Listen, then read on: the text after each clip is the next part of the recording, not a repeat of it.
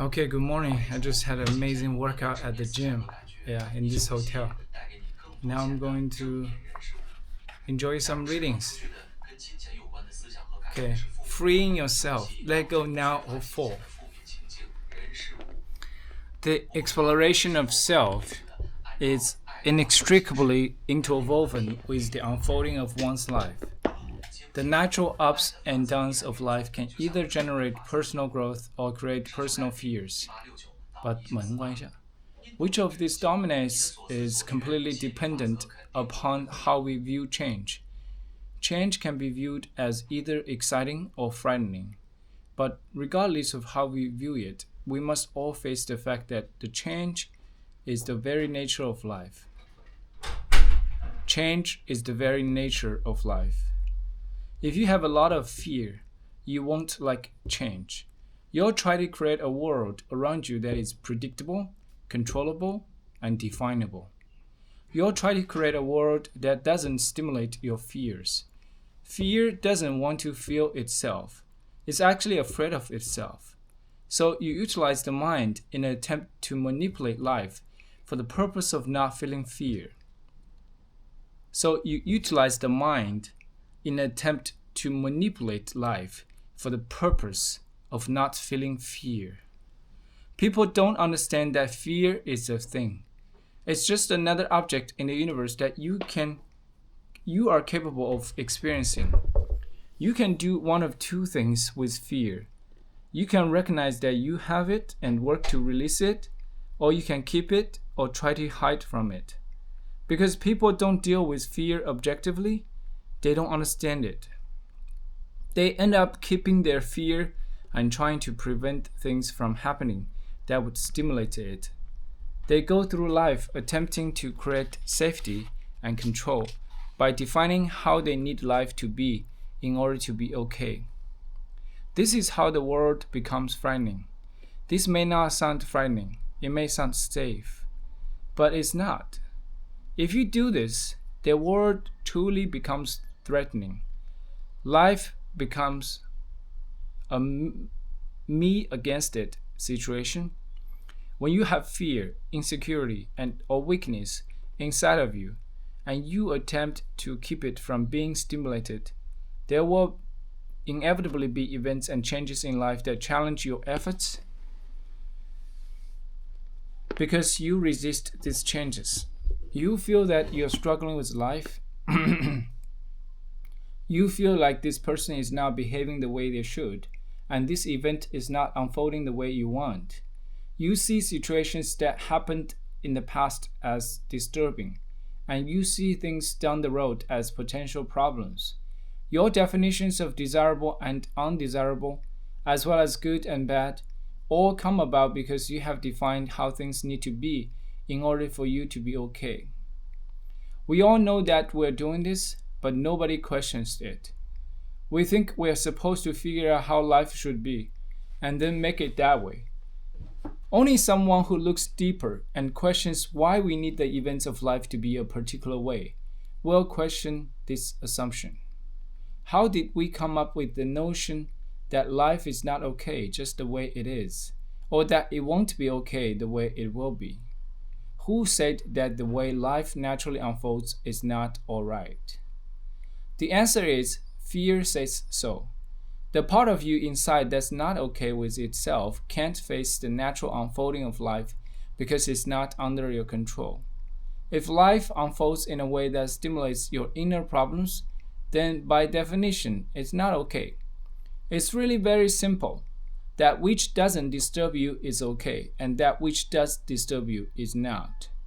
We define the entire scope of our outer experience based upon our inner problems.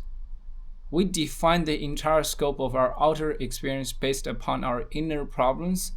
If you want to grow spiritually, you have to change that.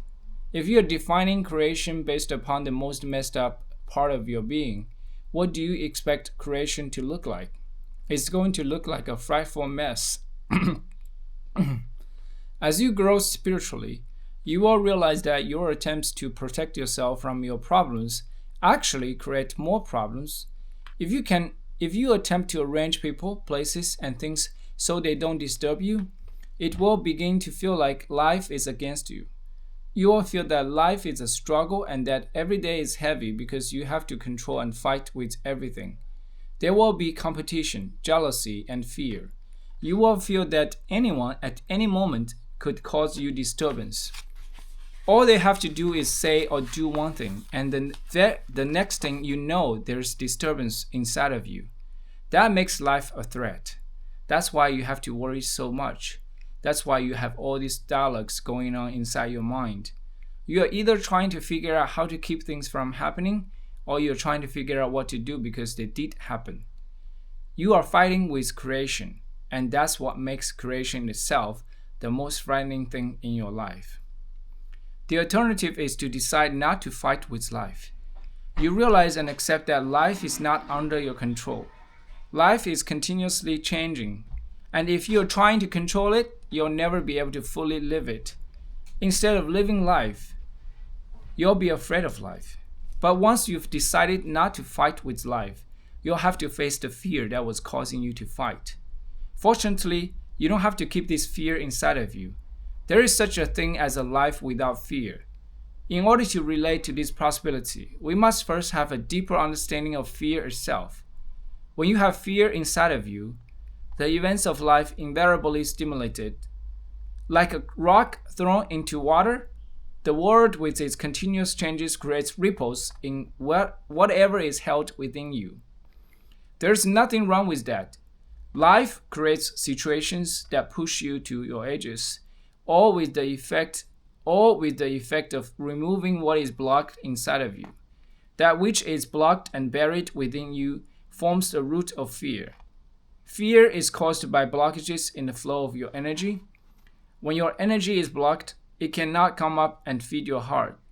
Therefore, your heart becomes weak.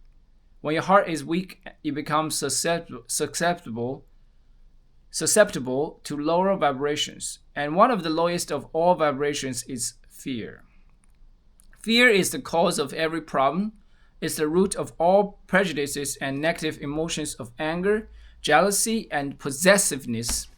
If you have no fear, you could be perfectly happy living in this world. Nothing would bother you. You'd be willing to face everything and everyone because you wouldn't have fear inside of you that could cause you disturbance. The purpose of spiritual evolution is to remove the blockages that cause your fear.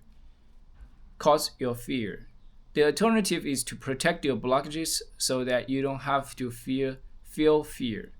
To do this, however, you will have to try to control everything in order to avoid your inner issues.